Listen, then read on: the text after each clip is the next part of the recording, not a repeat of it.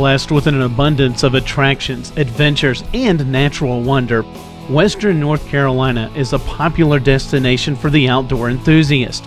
Blind Trek looks at the accessibility of these attractions and activities for people who are visually impaired. Welcome to Blind Trek. The purpose of Blind Trek is to give you a visually impaired person's point of view of attractions in Western North Carolina. These include natural wonders like waterfalls and hiking trails to tourist destinations like festival grounds, local businesses, and resorts. The goal is not to tell you which of these places you should or shouldn't visit, but to give you an idea of what to expect if you or someone you know is visually impaired. On this episode of Blind Trek, we'll be visiting Mingo Falls. Mingo Falls is on the Cherokee Indian Reservation just outside the Great Smoky Mountains National Park.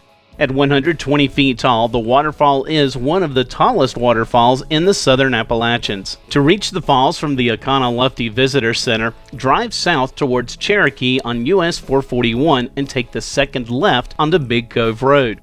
At the first stop sign, turn left and drive 4.5 miles to Mingo Falls Campground, where the trail begins.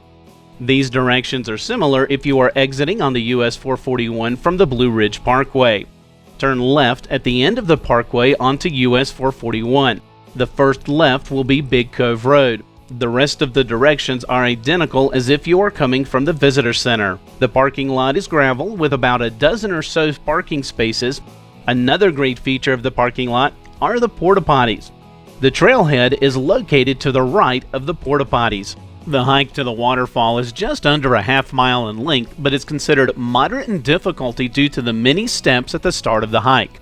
The 150 plus steps are all concrete with heights of about 4 inches for each step. While the steps are roughly all the same width at around 6 feet across, their depth varies. Some steps are just deep enough for a large foot, while others are more like a landing, with a couple of feet before the next step. You will also find a sturdy, well-maintained wooden handrail on both sides of the stairs. Your reward for reaching the top? A bench where you can sit and rest, if you need it. The next portion of the hike is a trail. This trail is about 8 to 10 feet wide with uneven surfaces that include rocks and tree roots. Both the rocks and tree roots vary in size and how far they stick out of the ground. You will want to watch your step through this portion of the hike. A hiking stick would be a great choice here. This portion of the hike is around 100 yards or so. Once you make it to the falls, you'll find another set of extremely steep stairs leading up to a bridge that spans Pigeon Creek. These aren't really stairs so much as a minor bit of rock climbing. These rocks have been arranged to be used as stairs, but there are no handrails or anything to hold onto except for a rock wall to the extreme left side that follows the stairs for only a short part of the climb. The bridge itself has another set of stairs with handrails that lead to the bridge decking itself. There are some areas below the bridge where you can go down to the creek's edge. The bridge itself is about 4 feet wide with 4-foot high railings on both sides.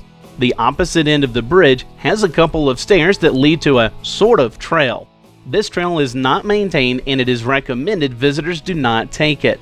The bridge offers you the best view of the falls themselves, especially from the opposite end of the bridge from where you climbed up on it. When you have finished enjoying the falls and taking selfies, go back the way you came to get down to the parking lot.